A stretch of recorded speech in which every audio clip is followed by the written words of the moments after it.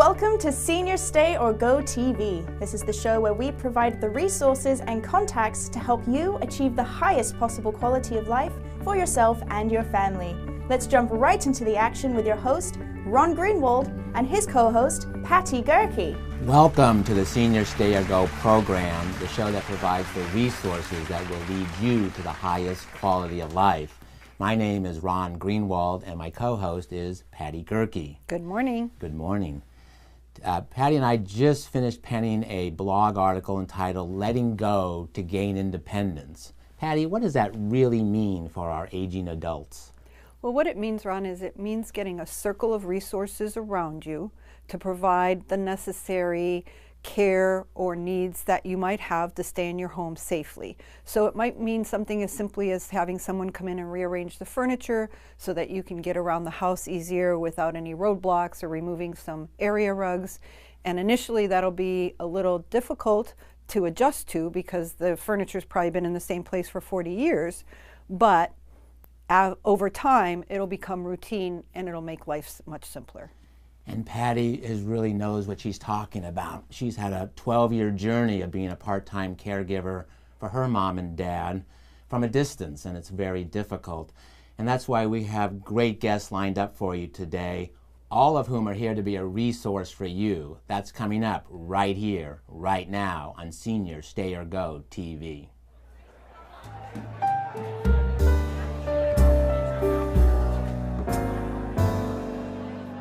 Our next guests are the heart and soul of Wesley Palms. Pat Krause is a resident at the community, and Jody Miller is the sales manager at Wesley Palms. Welcome. Great having you both here, Pat and Jody. It's an honor to have you. And Pat, we're going to start with you. And we found out that we both grew up in the LA area, which is a few years ago. Right. And now we're down here in San Diego. What brought you to the San Diego Wesley Palms community? I have the most wonderful twin sister who lives in La Jolla. And of course I've been back and forth over 60 years for a week at a time. That's all that I ever got to see her. And she said, come and let's see what's going on as far as beautiful places to reside and communities and this kind of a thing. So she got me. And I came out, and I had about 5 or 6 different communities that I went to visit. And then after that, the last one that I came to was Wesley Palms. And of course I met this beautiful lady here, Jody, and Jody took me on a tour, and we went over 35 acres of land up on a hillside overlooking the ocean, Mission Bay, with boats and people and activities and beautiful places to live. And then we went and had lunch at the dining area, which was absolutely delicious. And then we went on a tour of the main building, and the main building, of course, was just unbelievable because it had the big Woodbury Hall, and then it had the activity room and the libraries, which I love, especially the Mystery Library. I love the Mystery Library. After seeing several of the community areas, it was definitely Wesley Palm. And then Jody told me the most exciting thing that I didn't know, and that was the fact that there is a snowbird opportunity.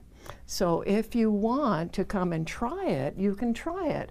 And I thought, that's what I'm going to do. So Jody signed me up, and at that point then I signed up to come for 3 months. And 3 months at Wesley Palms, that was it. I knew at that time I was going to sign up. You get to ask for what fits for your ideas of comfort and joy and happiness. And so I waited for a few months. It wasn't too long. And by jingo, I got it. Oh my word. Talk about happiness and talk about absolute pampering. I have to use that word because I just don't know a better word. But no matter what you'd like, no matter where you are, everything works so lovely for you. So that's what brought me. Well, I had the question, what do you love most about Wesley Palms? Uh-oh. But I think, I don't know if you can, is there a top 3 maybe? That well, the one, I think the reason that I really liked it too, which I haven't mentioned, and that's the fact that it is so close to the airport. And I have my children and grandchildren are all on the East Coast. So I'm having to travel back and forth because it's too hard for them to travel, but it's easy for one person. So airport was number one, and it's like minutes away. And there's transportation from Wesley Palms. If you do not want to drive and leave your car, well, you just jump on the Wesley Palms wonderful transportation area and you're there. So another one was the ocean and the beaches, and I love the beaches. So, you know, to be able to go walk and put your toes in the water and, you know, let them kind of trickle around, and Balboa Park and all. I'm very interested in the opera and the symphony and all of the arts right here. So that's you know, beside Wesley Palms, it's the San Diego area, which is fabulous, plus a freeway. I have to mention that because in minutes you're on the freeway south, north, or Very east. True. Yeah. Well, Patty, I know you have some issues within your family about that, making that transition. You want to ask Pat the question? What actually got you to make the decision? Was it your 3-month visit? Was it something you had been anticipating making a move? I have a mother-in-law who probably could make a move but is resistant to making the move. That sounds like my twin sister. I'm tired of the upkeep of houses, and my children are married and gone. And my husband passed away, so I'm alone, and I do not want to take care of roofs and carpeting and all the things that go with it. And so I said, I'm looking, and I'm young. I mean, I'm not young. I'm in my mid-80s. But You're young. oh, well, I feel young, and you know, and that's the thing. The reason I feel young is the fact that I like taking care of myself.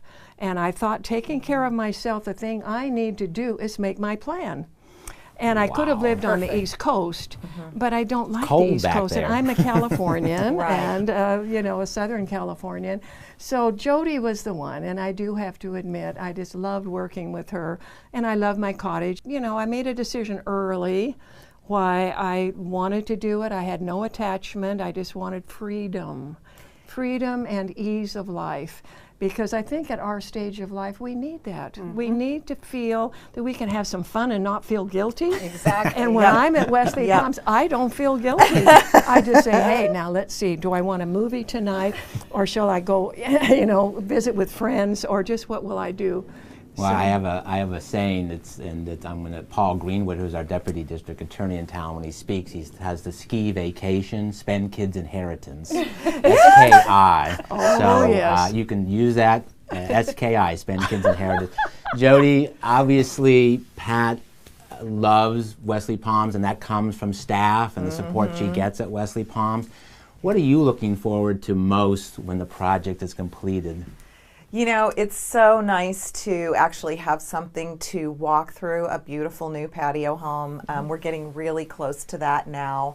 Our first depositors in phase 1 and 2 are coming in June. But I think just the fresh new approach, the patio homes are really reflective of Pacific Beach, of the neighborhood, of the time that Wesley Palms was built in 1962. So it really has that mid-century charm. We have really tried to bring that to the forefront with the patio homes, and I think that everyone is going to be really pleased with them in that respect. Their high ceilings, the clear story windows, all of the clean lines of that period, and just the feel of the neighborhood. The patio homes flow right into it. When you look at the neighborhood houses from the hillside at Wesley Palms, they really do look like the patio homes, and vice versa. So we're just looking forward to having the residents enjoy that fresh new take, and still with everything that Wesley Palms has to offer. So all of the programming, all of the different activities, and all of our partnerships within the community. So, are there special features of the patio homes that the residents have requested or have voiced an opinion about that have led you to where you are with the design and development of them? Definitely. I think that Mark Steele and Michael Peluso, the architects that have worked on the patio homes, they have again, reflective of the community, because the residents really enjoy the campus. What makes us so special is the beauty of the campus. So the mature landscaping, the patio homes really bring the outdoors inside with the windows, the high ceilings. Again, all of those details, they all have full kitchens. People are going to have choices on how they want to do their meals. We also have a wonderful full-service dining room that's open all day with wonderful food. But we have a lot of residents that enjoy cooking and love to have the full kitchens as well. And just the space of the patio homes, the flow of them, really open and welcoming. When someone comes and wants to set up a tour with you to take that tour, how much time should they allow? They should allow about an hour. And really, everyone is different. Pat was kind of the perfect prospective resident, I will have to say, because she's a planner and she was ready to have that freedom, where a lot of people are coming for the first time and they're resistant. You know, they're coming to see why they should stay in their home, and we really try to show them what Pat was speaking to. Just the freedom for switching from a lifestyle of maintenance and worry to kind of a lifestyle of enrichment and freedom. Pampering. So pampering, exactly. I'm gonna go home and get pampered. Exactly. Oh, so to answer your question, Yeah. probably an hour to an hour and 15 minutes. Yeah. Pat and Jody, I just can't thank you enough for both being here today. That is Senior Stay and Go. That is, we want to be a resource for everybody in the community to understand what opportunities are out there. We have more great guests to come that will allow, again, more planning opportunities. So don't go anywhere. Senior Stay or Go. We'll be right back.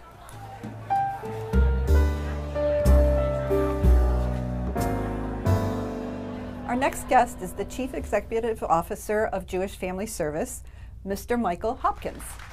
Welcome, Michael. Thank you for joining us for today. It's a pleasure to have you. Thank you. Great to have you. Michael, we want to dig deep right away into the issues that are impacting our seniors, and I know Jewish Family Service, JFS San Diego, is deeply involved in a vast array of resources and projects here in San Diego. Aging with dignity is what we want to focus on. So tell us about some of the services and opportunities for seniors to age with dignity through Jewish Family Service. Yeah, thank you. So first I want to just, aging with dignity for us really means aging at home or aging in your community. And so all of our services are really geared towards helping individuals live and stay in their home as long as possible. And really with kind of like a sense of a positive, attitude towards life and health. And we understand that social isolation, almost like 50% of seniors recently in San Diego County identified social isolation as an issue for them. And so anything that we can do to help folks stay at home, so that could mean transportation, it could mean making small home repairs, it could mean helping individuals or family members with kind of just some management and some negotiating systems. And we all know, like going to the doctor and figuring out forms, and when one doctor says one thing and the other doctor says something else, and those are difficult issues for families to wrestle with. Or the issue of just, is staying at home that makes the most sense? Does it make the most sense? Let's tackle one at a time. We know transportation is probably the #1 issue, and you have On the Go. So transportation is the #1 issue, and we have a rather large program called On the Go. It's actually the largest volunteer-based transportation program here in San Diego County. We're not everywhere in the county, although we're almost everywhere in the county. It is mostly volunteer-based, and what makes this program really unique is that there's a guaranteed ride. So you just don't have to worry that, like at 10 o'clock in the morning, whether you plan to go to Trader Joe's or whether you plan to go to the doctor for chemotherapy or dialysis, that if the volunteer cancels, it doesn't matter. There's going to be a ride, one way or the other. We'll provide a ride so you can be assured that wherever you want to go, you'll get to. So there's really no reason for any senior not to have the ability to get somewhere in San Diego, right? Pretty much. Our program operates 7 days a week. It doesn't offer, like in the middle of the night, we're not going to transport you anywhere, and we don't take you to the airport. Oh. There are lots of other companies that do that, but really wherever you want to go, we'll get you there using volunteers or using our own drivers. So if somebody wanted to volunteer to support JFS, Jewish Family Services, right, is that really possible? important. And so the program's strength is based upon almost 1,000 volunteers who provide the transportation. And so you can imagine the number of riders is greater than the number of drivers, and we're always in the need for volunteers. And I know firsthand that the folks who volunteer really feel they develop a relationship. They often, you can go online, you can see what seniors need rides. You can volunteer as much or as little as you want. And very often our volunteers pick the same passenger over and over again and really develop important, significant relationships with them. And socialization is, I think, Patty and I have experienced it with our clients, is the number one thing that we're looking to support quality of life issues for seniors aging in place at home. So On the Go is a tremendous service that JFS is providing. I want to turn a little bit to something that's really unknown out there is what they call geriatric care management. JFS is providing that. Tell us a little bit about that, or tell us about that. So geriatric care management is really the services that we provide to either the individual or to family members to help them navigate the systems that are out there. And so it's everything from sometimes as an individual, you have nobody to go. That person will help take you to the doctor, and we'll even sit in there during your exam or after, or however you would want it, and help explain what the doctor just said. And very often, one doctor will say one thing and the other doctor will say something else. And so our care managers kind of help navigate those, that feedback and help you understand what's really happening. We also do that work for family members who are out of town. So very often, adult children move away. I mean, I don't know why. I think everyone should stay in San Diego, but the children do move away, and sometimes, the kids are in Chicago or whatever, or there are 2 children or 3 children, and they all have a different idea for what's best for mom or dad. And so we'll convene conference calls with all the children on the phone and say, this is what's going on, this is what we think, how do you want to handle it? And so those services are really invaluable, particularly if adult children are out of town. And I just want to make it very clear that JFS, Jewish Family Service, is not just for the Jewish population. Right. We serve the entire community. We've been around almost 100 years, and literally we serve everyone, everywhere, and have a lot of programs throughout the county. One program, it sounds, that is really critical is that probably one of the greatest fears for seniors is falling.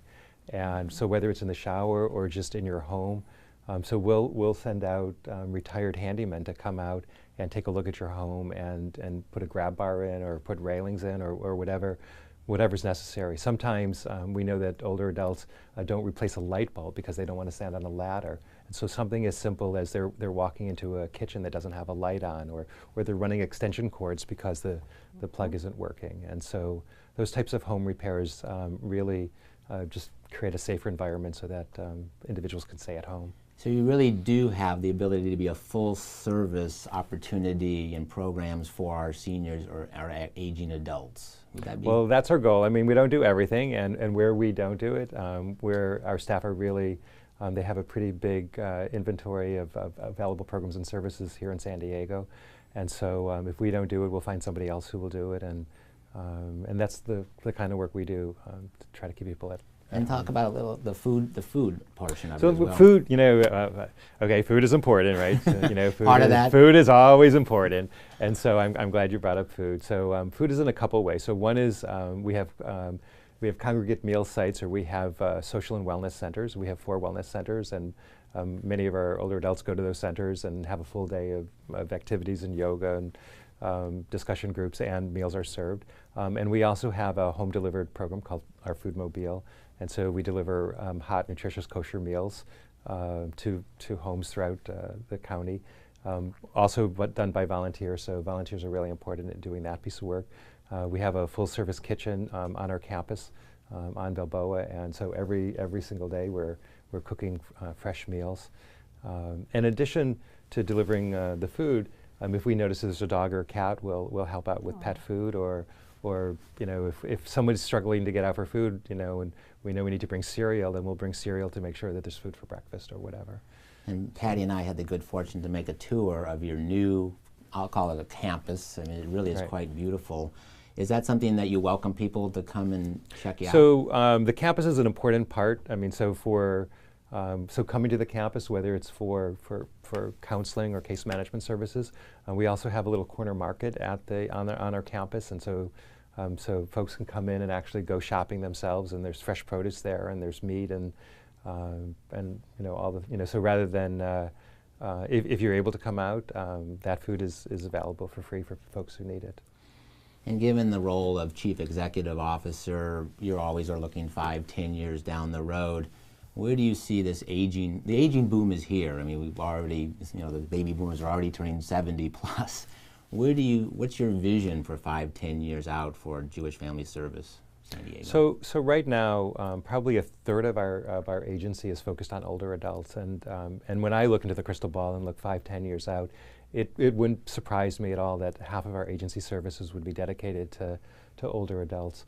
For us, we're already having the conversations around, and as everyone is, around how technology is going to impact our services. We know already, so right now, our volunteer transportation program uses technology, but we know that we need to really develop that.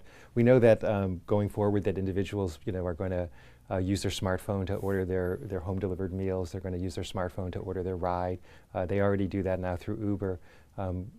But we know that actually most of the older adults that we serve right now don't have smartphones, and so we often get in the middle. We'll often call Uber for our seniors because they don't have a smartphone. But we're looking at the intersection of technology and our programs because we know that that part of living home will be to utilize that technology. And one thing that Patty and I really want Senior Stay or Go to be about is intergenerational and getting people to support volunteerism. How are you reaching out into the community to try to get more people involved intergenerationally and to support JFS? The interesting thing is that most of our volunteers are probably a good 20 years younger than the folks that we're serving. And many of them do it for a couple of reasons. So many of them do it because they're paying forward. They think that if I drive today, that somebody will drive for me tomorrow. Or their mom and dad, live somewhere else and they can't provide services for their parents. And so they're actually doing that volunteer work, for somebody else because they're hoping that somebody will be driving or delivering meals for their mom and dad. And so we know that probably one of the most important things we can do as we age is to have friends of all ages, to make sure that there are people in our lives that are just not the same age but that are younger, so that that we can make sure that that there's always somebody to take care of us. Well, let's recap this. If you could recap it in a couple sentences, please do, in terms of the So the recap would be Jewish Family Service really provides a spectrum of services. Our goal is to help keep people home. And so, so when in doubt, give us a call, and if we can't do it, somebody else can do it. We'll figure out who.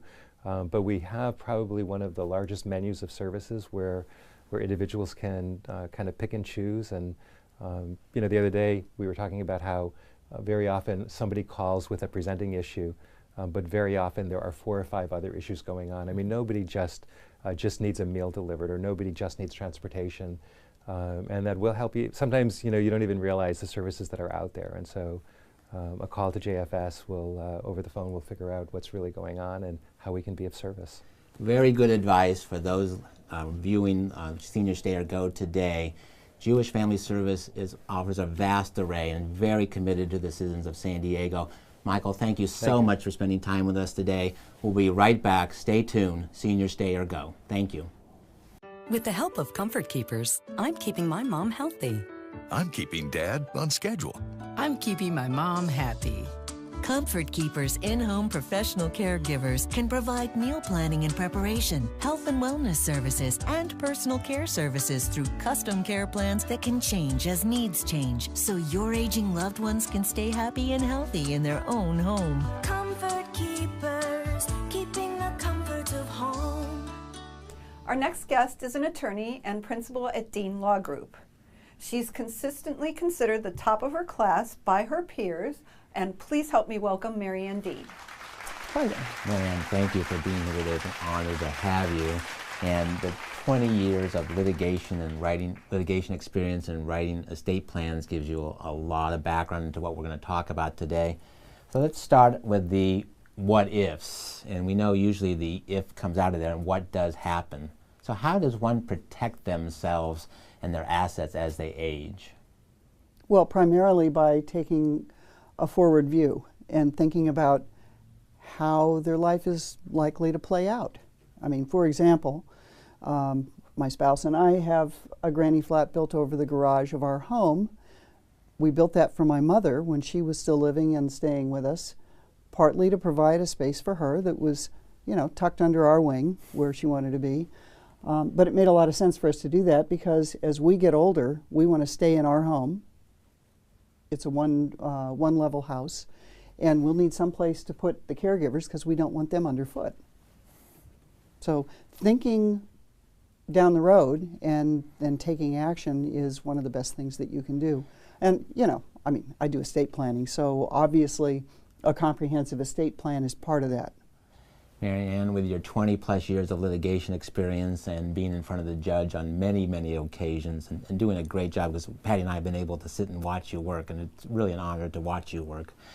Tell us some experiences that you've seen over the years that you can share with the audience. You know, about people who fail to plan? Fail to plan, exactly. Yeah, they wind up in court. I'm on the court's appointment panel, and when people file a petition for conservatorship, which is a legal proceeding to appoint somebody with the legal authority to take care of someone who has lost the ability to do that, when those petitions are filed, the court appoints counsel. And there are 25 or so of us in San Diego who are on that list. I'm one of them. And so I've represented any number of people who are the subject of the conservatorship proceedings, which in many cases can be avoided if they just do an estate plan. If they pick people that they trust, if they sign documents appointing those folks with the legal authority to step in and pay their bills and make medical decisions, decide where they're going to live, take care of them from a legal perspective. And, you know, when they don't do that, they wind up with a court having to intervene. And what kind of dollars and cents are we talking about? And I mean, that is public information.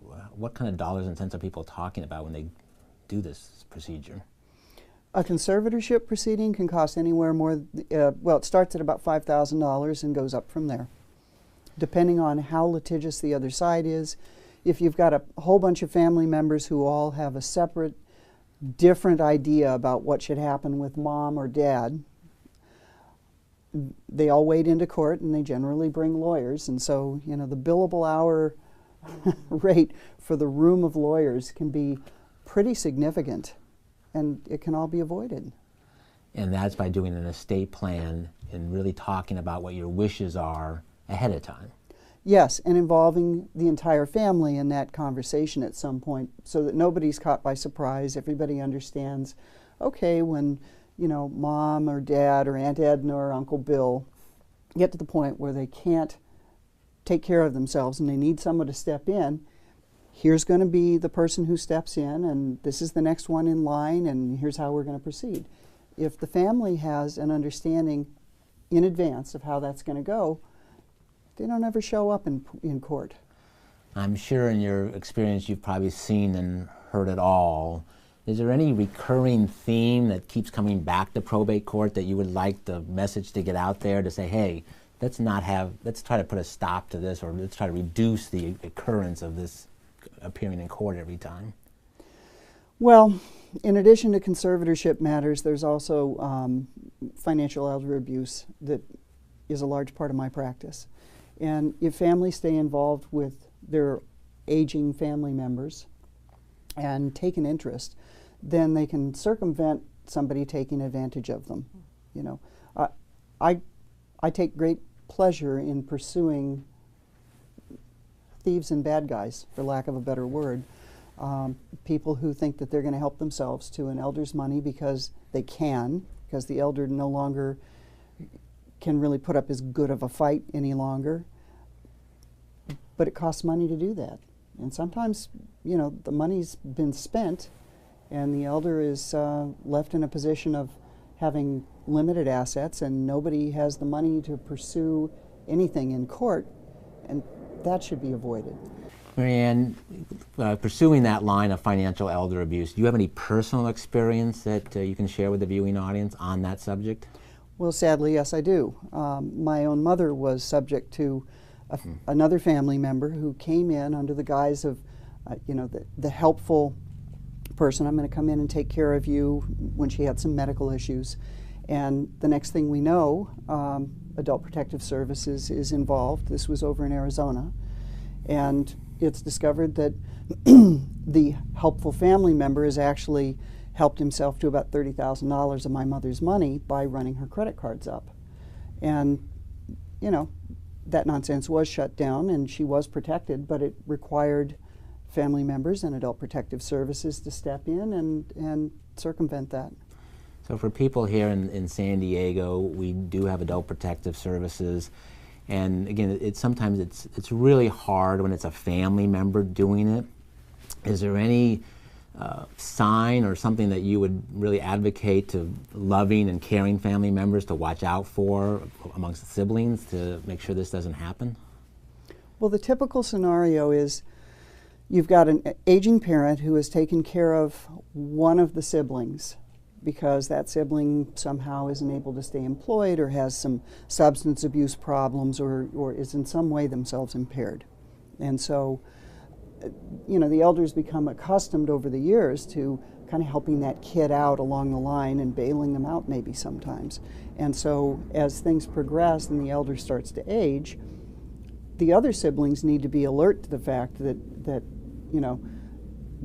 their less than fully functional sibling or family member can very quickly turn into a parasite.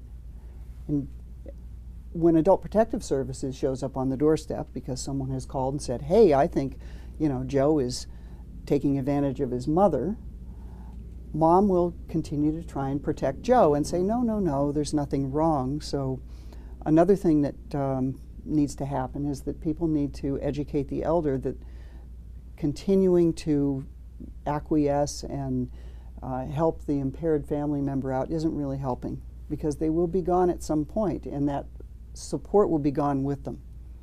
So the kindest thing that they can do to the child with challenges, shall we say, is to force them to start figuring out how to be on their own 2 feet and not acquiesce. So Mary Ann, trying to make the decision of whether or not to stay or to move to another living environment, that's a big decision for family members to make. So how do you guide your clients into planning and making those kinds of decisions? Well, first of all, you need to understand that the California Probate Code requires that an elder who wants to stay in their own home is perfectly entitled to do that. It's considered to be the best placement for them to stay in their own home, but that's subject to them having the resources and the assets to ensure that their home remains a warm and welcoming and safe place. So they have to be able to have resources to have sufficient in-home care if they don't have family on board to do that.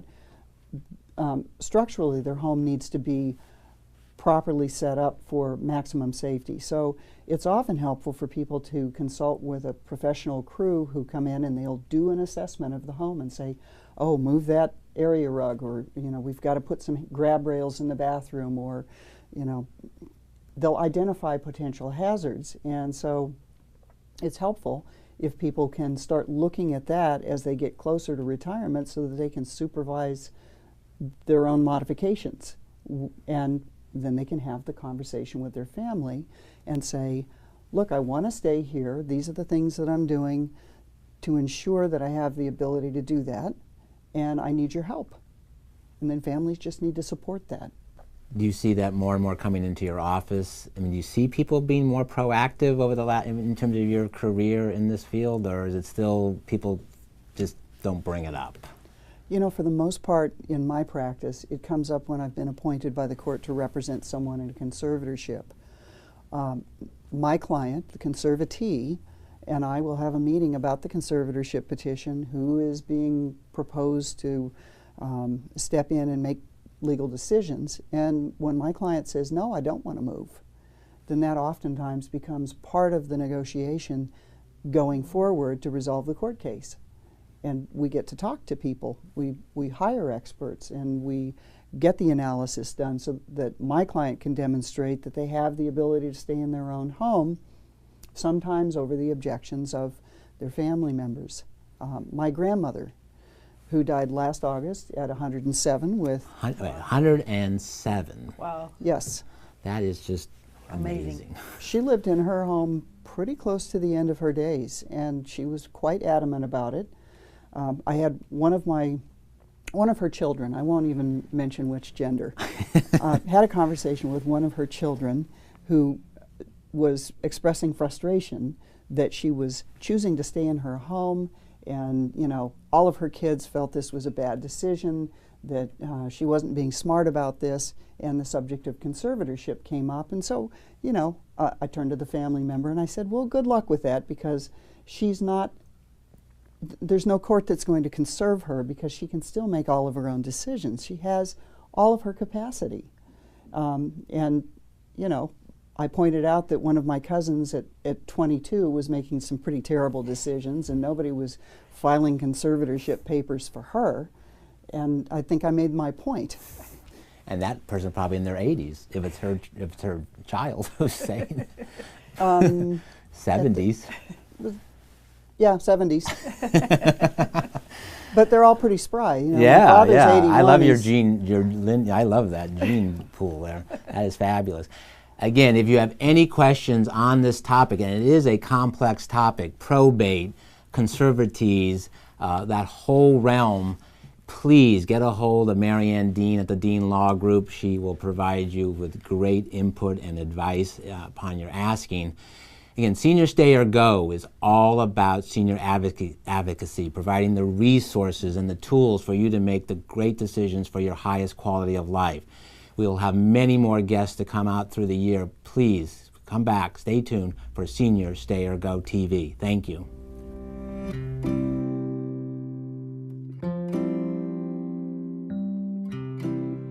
Look around. You'll find a brand new day before you. And simple things that matter most.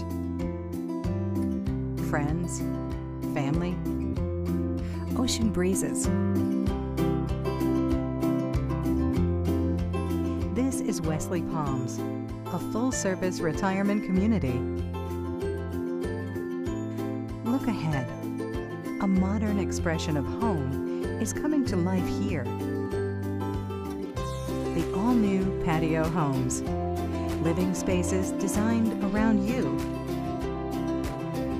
We call it 360-degree living.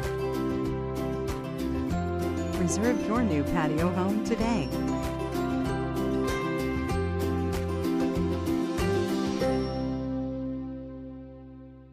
Our next guests represent Wesley Palms, a front porch community in San Diego off Mount Soledad.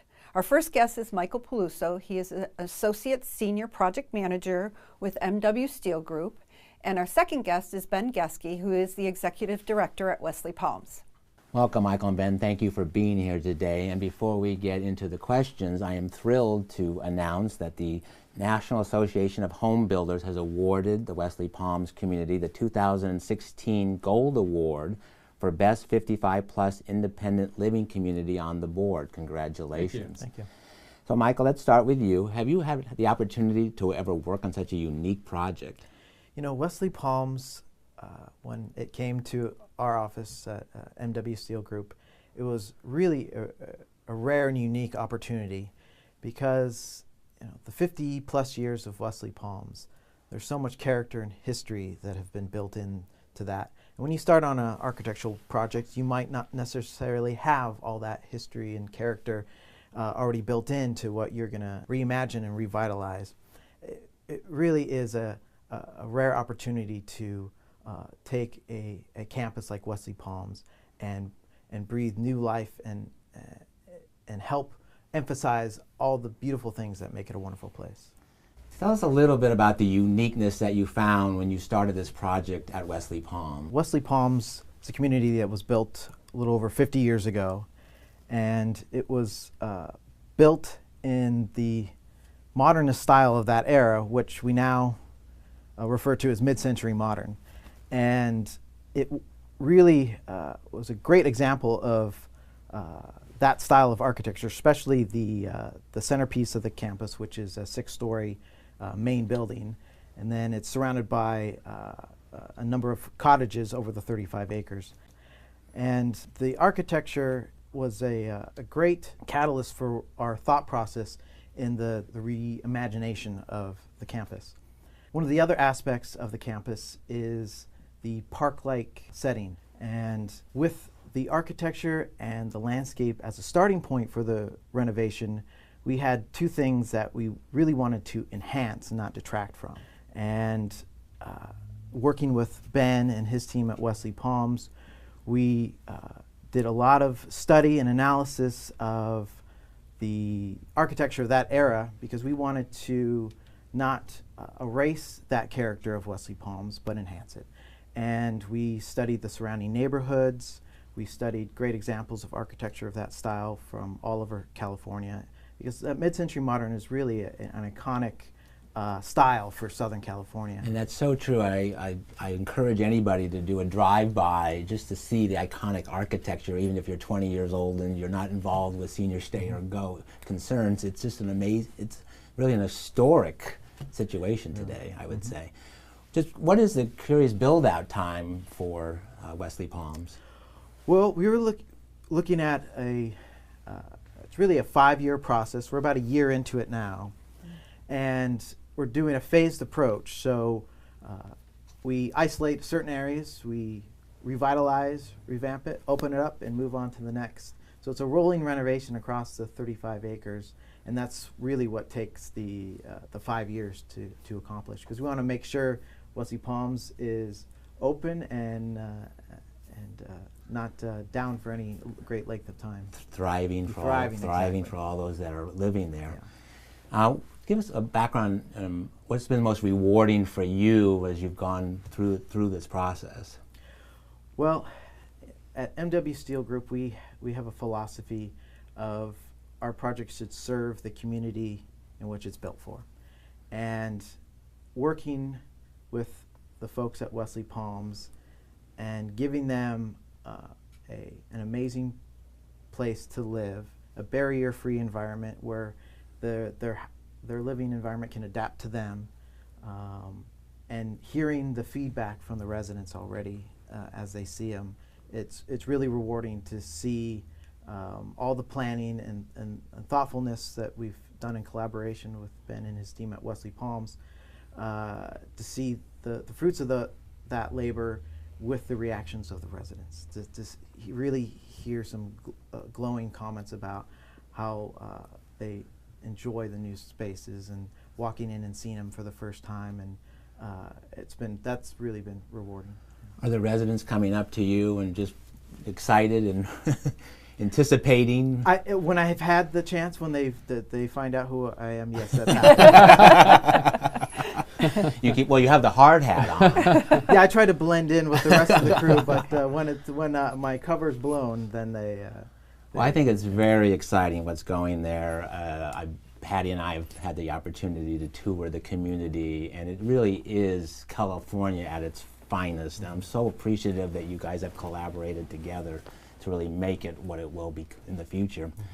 Ben, what is unique about Wesley Palms for you as the executive director? You know, from a people point of view, from a people perspective, one of the things that I love about my job is getting to know the residents. And the interesting residents we've had over the years is pretty incredible, from generals to admirals to attorneys to best-selling authors to musicians. And it's really interesting because what I like to do is I like to sit and talk with the residents, either just in the hallway and I have lunch with residents several times each week. And the majority of the residents don't really talk per se about what they did. You kind of have to pull it out of them, but you find out some of the most incredible things that people have done. And so definitely the people is what makes Wesley Palms such a great community. And also, you know, it's a pretty, if I can use the word, laid-back feel. People kind of come and go. It is Southern California. It is Southern California. We're not, you know, we're a beautiful community, as you've alluded to, but we also like to keep it light, and most of the staff know all of the residents, which is pretty incredible. So it's a pretty great place to work. We know every great community, such as Wesley Palms, is top-down driven from the executive director and the management. What do you do with your staff to get that feel so that everybody just feels, as one at Wesley Palms? That's a really great question. Well, first of all, I inherited a great staff. I mean, I've got staff that have been with us for over 30 years, over 20 years. I was talking to Michael earlier. We have one staff member who has been with us for 36 or 7 years, and his father actually helped construct Wesley Palms way back in the late 50s, early 60s. I've always felt that as an executive director, my biggest job is to hire and maintain good staff, because if you've got good staff, everything just falls into place. And what we look for people who care about our seniors and who want to work at Wesley Palms. And when you find the right people, sure, you have to train them in their jobs, but they will just their loving compassion and interest in the residents come forward. And before long, we have a community of staff and residents and families that know everybody, and so it's a nice environment. You can tell that just by walking around. Yeah, everybody. thank you. It's really fabulous. So what are you looking forward to most when 5 years down the road when this project is completed? Not that we don't love Michael, I understand that. Yeah, well, first of all, I do want to give a shout out to Michael and MW Steel. They've been fantastic to work with. We worked with MW Steel about almost 2 years ago. We opened up a memory care community called Summer House at Wesley Palms, and it's a truly one of a kind, unique community. And so we work with MW Steel as well as New Era Construction, who's the contractor on the job as well. We talked about how we've been around for over 50 years, and one of the reasons. So I've been at Wesley Palms for about 8.5 years, and when I first, the first day I was there, my boss said, "You're next, Ben. We're going to be redoing your campus." And of course, it took a little bit longer to get there. But what I'm most happy about is that we're going to be able to position ourselves to be around for another 50 years.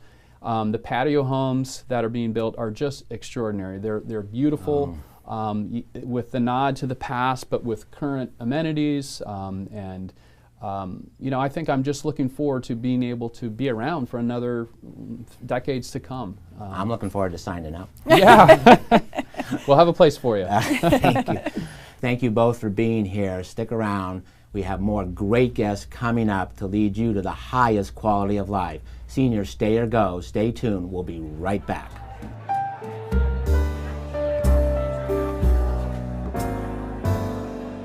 Our next guest is currently on the Encinitas City Council, an estate planning attorney, a wife, a mother of 2, and a 4th-generation Cardiff-by-the-Sea resident. Welcome, Catherine Blakespeare. Thank you.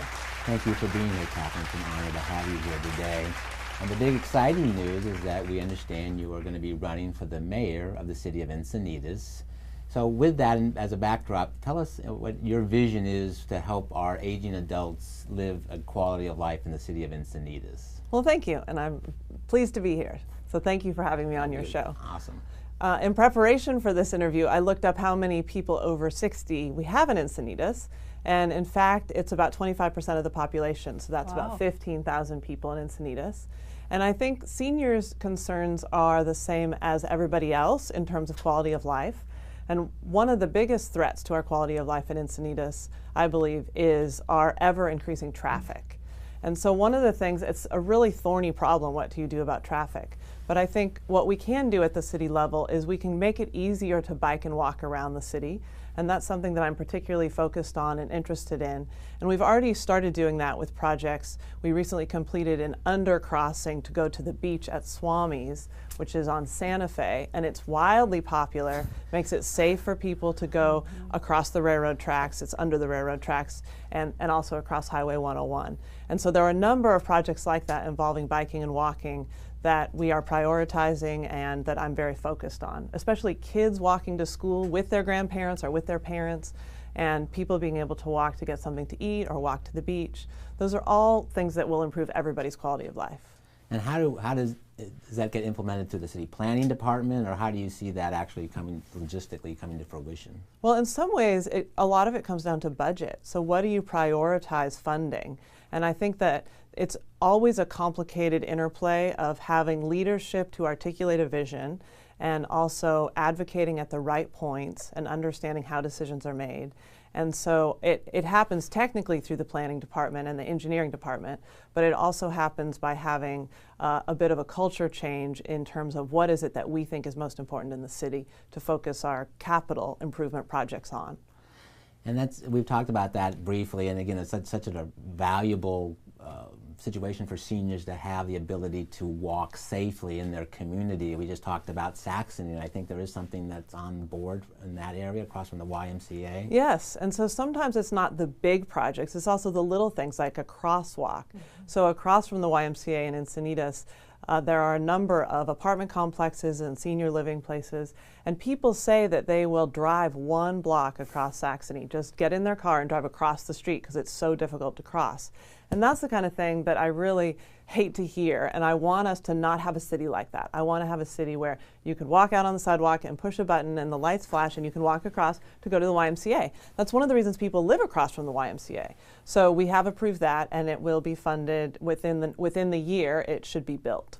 Well, that would be fantastic, because yeah, you have Seacrest and you have other communities that along that strip that really could benefit from something like that, where they could walk easily to the Y and take advantage of the opportunities that the Y provides. They call them active aging adults. Right, absolutely. So that would be fantastic. Right. I know, Patty, you had a question for Catherine. From an estate planning perspective, with the multi-generational society that we're living in as people live longer, how do you advise families to prepare for that and plan for it? Yes, well, thank you for that question.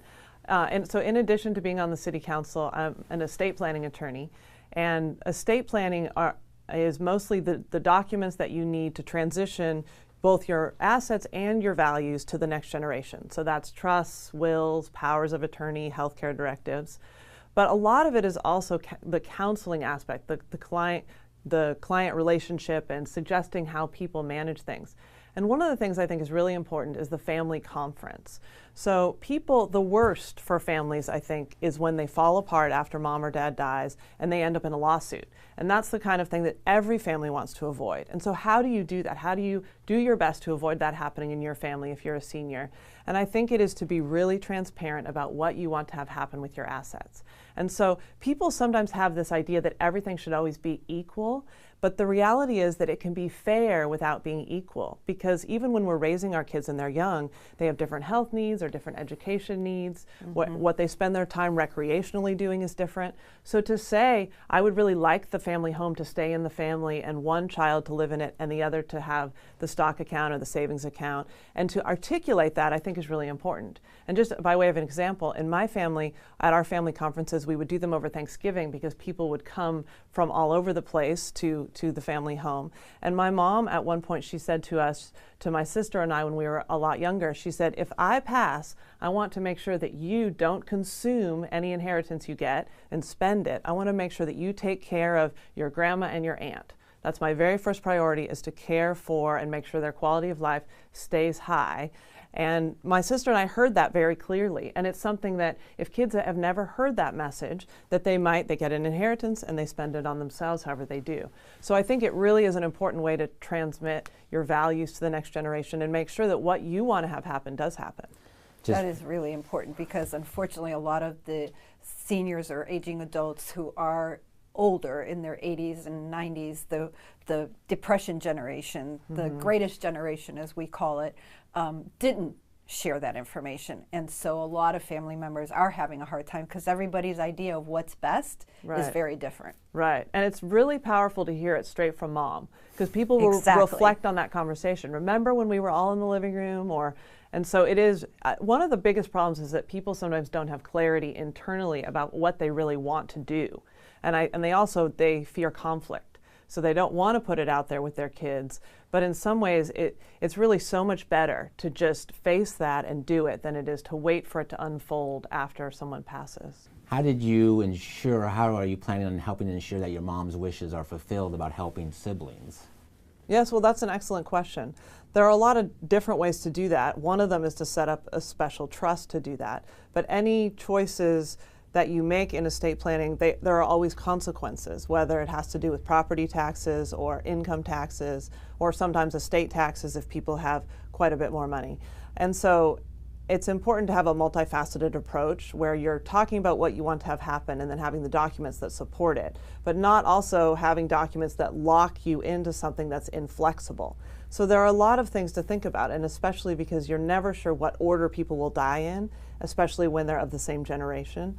So it isn't an easy answer to that question. Going back to this discussion about your vision for the city of Encinitas as mayor, let's talk about housing. We know that's a huge issue. Where do you see that going within the city limits? Well, housing is tremendously controversial and also very important.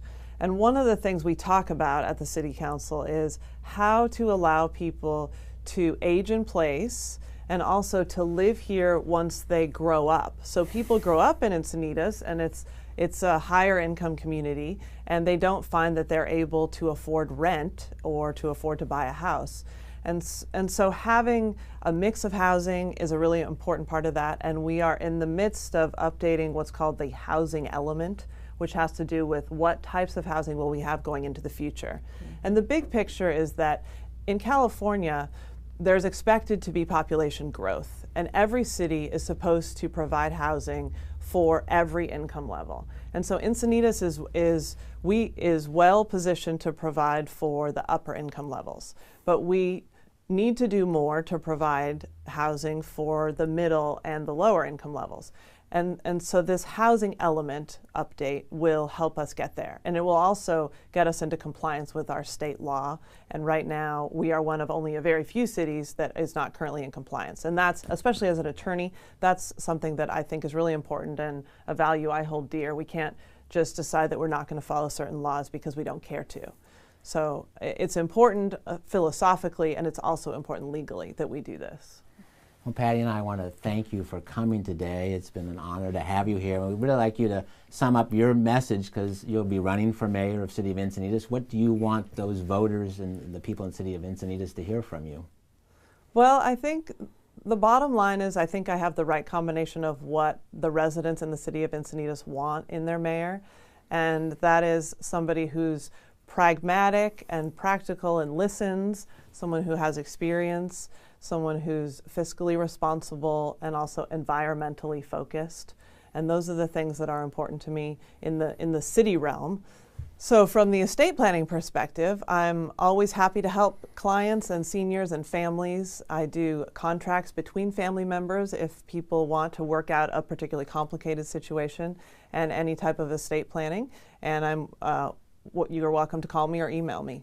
Thank you, Catherine. You can see that Senior Stay or Go is all about providing you the resources so that you can live the highest quality of life, whether it's Encinitas or anywhere in San Diego. Don't go anywhere. We have more great guests coming up on Senior Stay or Go TV.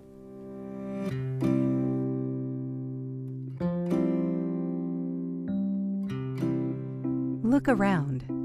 You'll find a brand new day before you. And simple things that matter most.